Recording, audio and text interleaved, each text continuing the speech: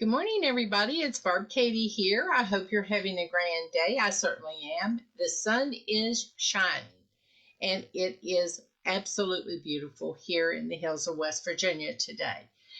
We had a pretty nice snowfall a couple days ago, but it's almost all melted off now, which is the way of the March snowstorms here in our mountains. I don't know about yours.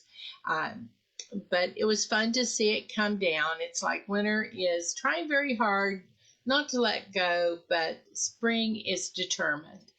The snowdrops have already poked their heads up in my front yard, and the crocuses are just beginning to pop out.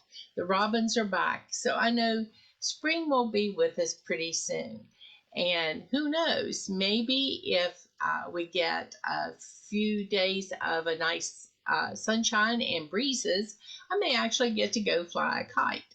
People have told me to do that from time to time in the past, and I actually love flying kites. My dad built great big wooden box kites out of balsa wood and brown paper when we were children, and we used old rags for the tails, and those kites would soar so high in the sky. It was just amazing to see how far they could go.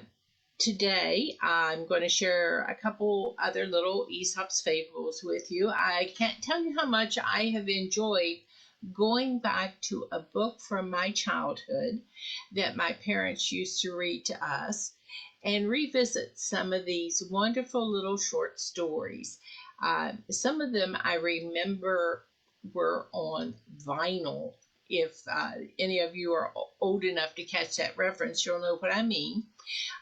We used to get recordings of favorite stories on records that we could play as children that were put out and narrated by sometimes famous movie stars, which were wonderful for a child's imagination to hear the words and then draw your own mind picture of what was going on. And one of the two fables that I'm going to share with you today was actually one that we as children had as a vinyl record and would play often.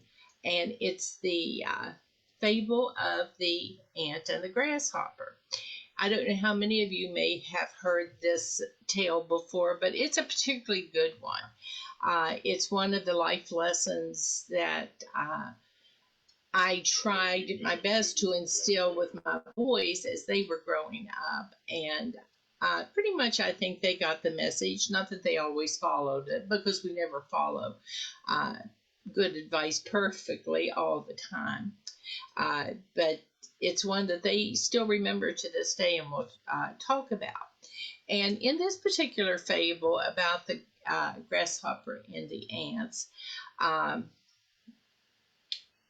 it goes to the industriousness of the ants in preparing and taking care of their ant colony, and the grasshopper's more free living, fun, bohemian lifestyle. The grasshopper would spend his summers singing and dancing and having just a wonderful, wonderful time, going from place to place, depending on the generosity of people he entertained to provide for all of his needs as he went about bringing joy to the world, actually, singing and dancing and having a really good time and living such a free, unencumbered life. While the ants were always working hard all summer long. They were collecting food as they harvested from the earth and were storing it away for winter. And they would, when the grasshopper would appear at one of their colonies, they would just, really worry about him as they fed him dinner that night and thanked him for providing such a nice break. They would say, "You need to put stuff by. You need to get ready for winter. It's coming. You need to be prepared." And the grasshopper would just laugh and say, "Oh, I'll worry about that tomorrow. Right now, I'm just going to enjoy my life." And he didn't really understand why the ants worked so hard. just like the ants didn't understand why he didn't. Then winter came, and the grasshopper finds himself out in the cold, hungry, uh, dying from hunger. And he suddenly realizes why the ants work so hard. And he sees the ants are comfortable, warm, cozy, surviving well, using the food that they had set aside to get them through the hard times of winter.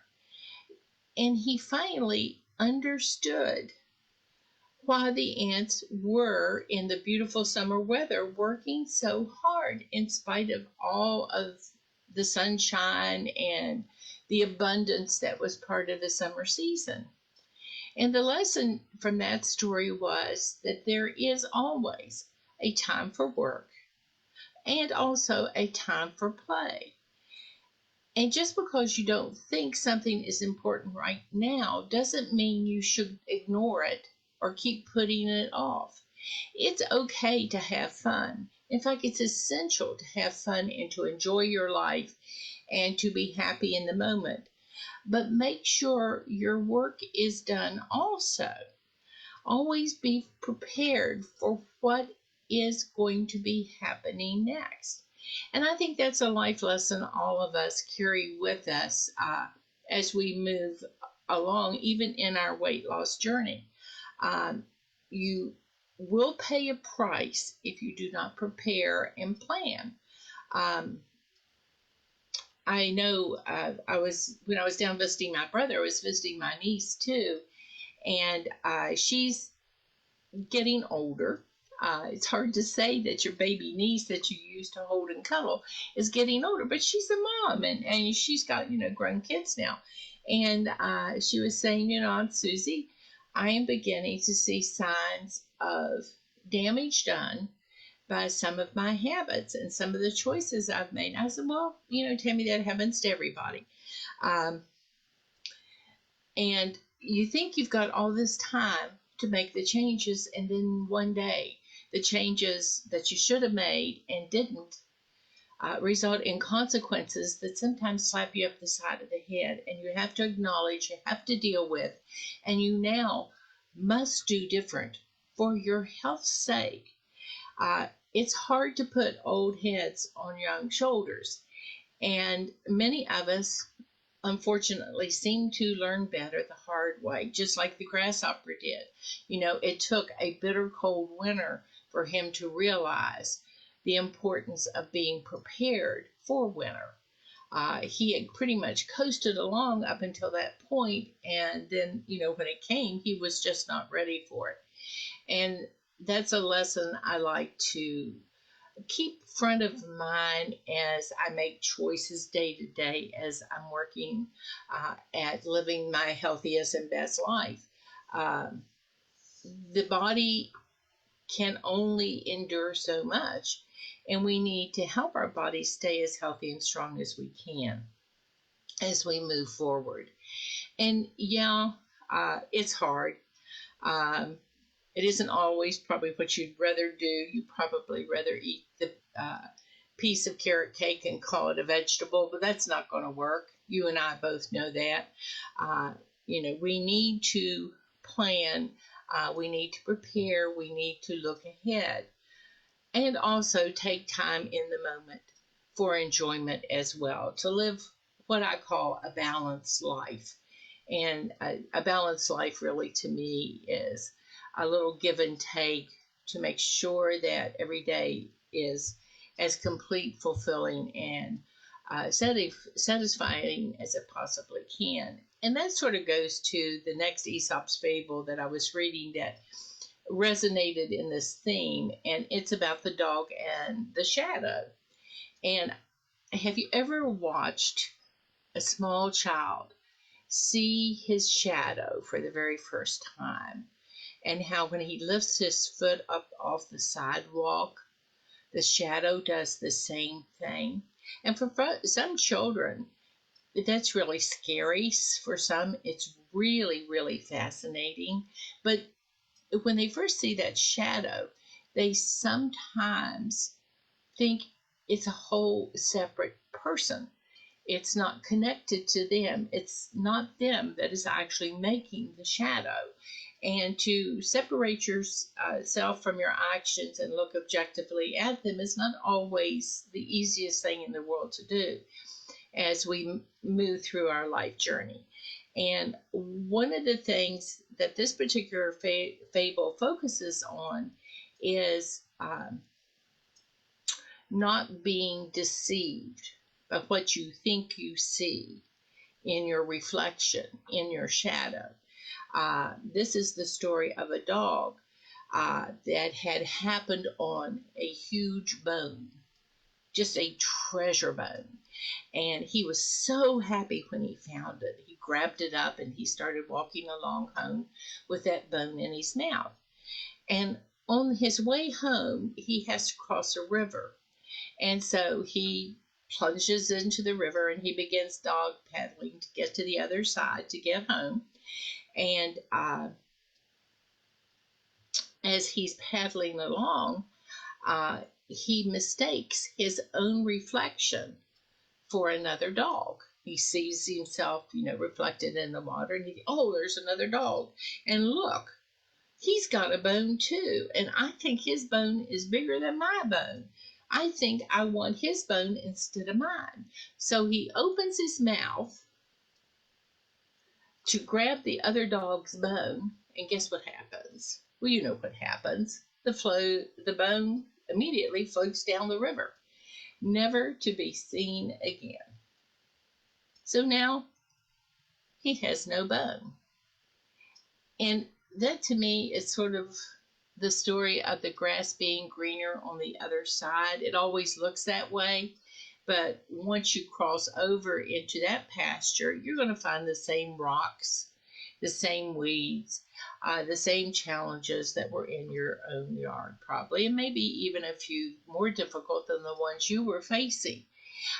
It's foolish to be greedy and want what you think someone else has. I think it's a natural tendency for everybody to want more. But wanting more and being greedy about it is not usually going to give you the best benefits. We want to strive to be better, to accomplish more. That's a wonderful goal to have and a wonderful impetus to move us along in our journey. But it's important, I think, to reflect on the things that we have right now and not take them for granted and to appreciate what we have. Because one day, if you don't do that, you may end up with nothing but regrets for things that you could have appreciated and enjoyed, or things you even could have had if you had just valued them in the moment. I listen to people sometimes who have gone through this process of wanting something so badly that they forget to appreciate all they had accomplished.